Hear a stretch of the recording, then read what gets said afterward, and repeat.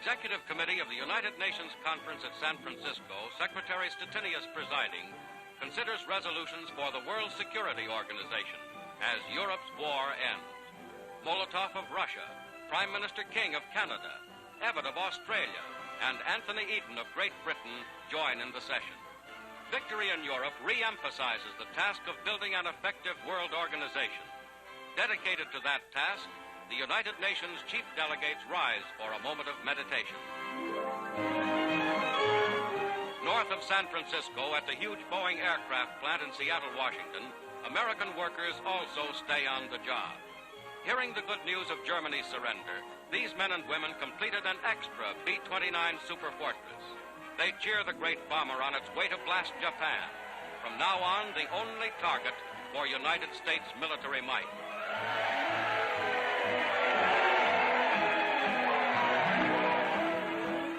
The home front gets behind the 7th War Bond Drive, symbolized in this statue of the raising of the flag over Iwo Jima.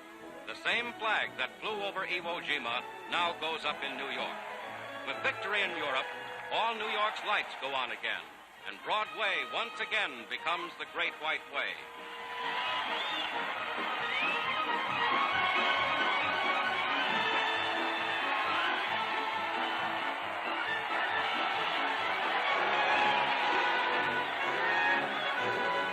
For the first time since Pearl Harbor, the dome of the United States Capitol in Washington is illuminated, signaling the unconditional surrender of Germany. Lighted, too, is the Statue of Liberty, familiar to millions of immigrants, travelers, and returning servicemen. With liberty as a symbol, the war against Japanese aggression and brutality now goes forward with new vigor and undivided power.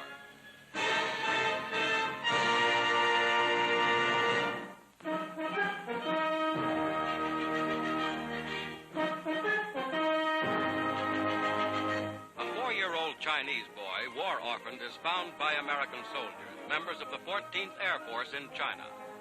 Lost from among the thousands who fled Japanese offensives, tired and hungry, he is still wary of strangers.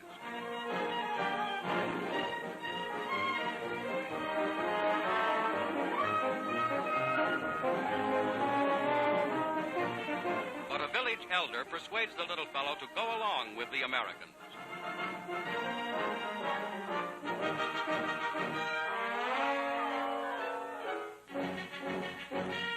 Soldiers adopt him with permission of their commanding officer. A captain can be stern, but here he's won over completely by the little boy.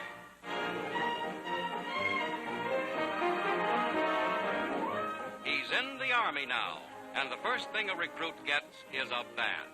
It doesn't take long for him to learn the military life.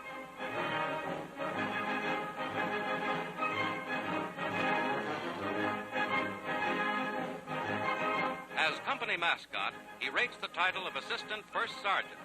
This unit of Flying Tiger fame gives him the name of Little Flying Tiger Joe. Mess call. He pitches in with a will. And in company review, Little Flying Tiger Joe is a model soldier. Forward march. As the column moves up, Little Joe brings up the rear, proud of his new life in the Army and proud of his American friends.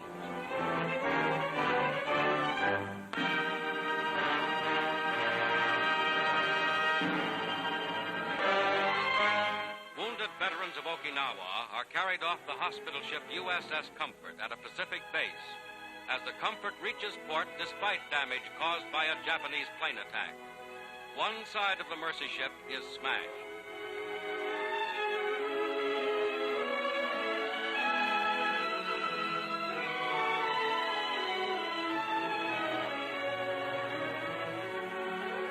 "29 helpless wounded men are killed by the fanatic Japanese pilot. The unarmed, plainly marked hospital ship was brilliantly lighted when attacked. Although wounded, the victims survived the fierce battle for Okinawa Island. Now they are buried in a common ceremony.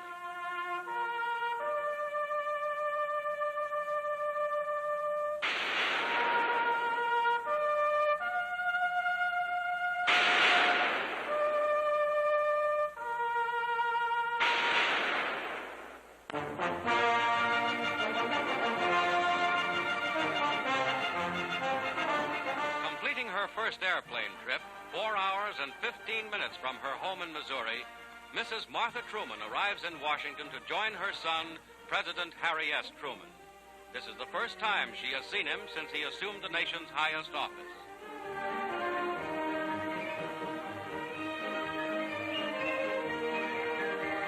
At the White House, the president's mother poses for pictures with the Truman family, after the president had designated the day as one of victory prayers throughout the land. With Mrs. Truman and their daughter Mary, the president also makes the day one of reunion for the nation's first family.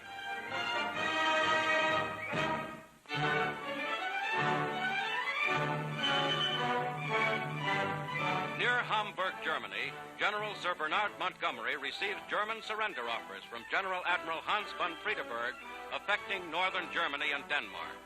The Germans, as always, seek to divide the Allies, offering surrender of 3 armies to Britain and America, but not to Russia. Curtly refused by Montgomery, they have one alternative: the unconditional surrender of all their northern forces. Among themselves, the Germans discuss the unyielding Allied terms before returning to their own lines. 25 hours later, they return. These historic pictures record their unconditional surrender of 1 million German troops.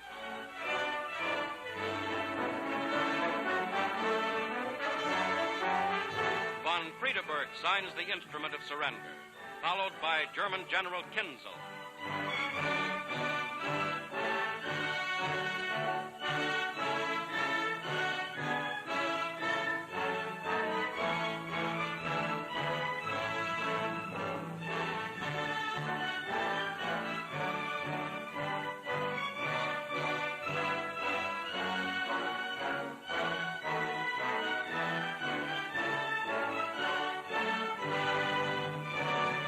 Montgomery signs. Fighting is now ended in northern Germany and Denmark. 2 days later, Colonel General Alfred Jodl, Nazi Chief of Staff, arrives at General Eisenhower's schoolhouse headquarters in Reims, France, to surrender all remaining German forces to the Allies.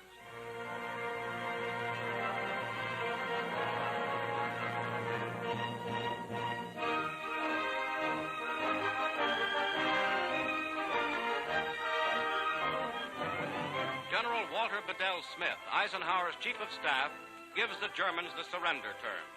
They are unconditional, like those of Alexander in Italy and Montgomery in North Germany. General Jodl, with Admiral Friedeberg at his left and Major General Willem Oxenius right, signs the surrender documents.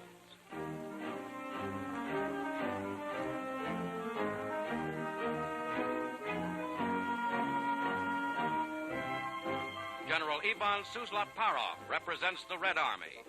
The delegates of the 4 powers, Russia, Britain, France, and the United States, now sign. General Jodl represents Admiral Dönitz, who assumed control after the fall of Berlin. After conditional surrender offers, flatly rejected, the Germans had negotiated with General Smith for 33 hours. And now, in the early morning of the 7th of May, the war in Europe is over. General Jodl speaks Nazi Germany's last words. He delivers Germany's armies to the victorious Allies. The Allied delegates listen in silence. The war in Europe ends, as Roosevelt, Churchill, and Stalin had promised at Tehran and Yalta, in smashing defeat and unconditional surrender. General Eisenhower received the historic surrender pens. This is the glorious hour. The war against Germany is won. To all the forces of the United Nations, a thankful world says, well done.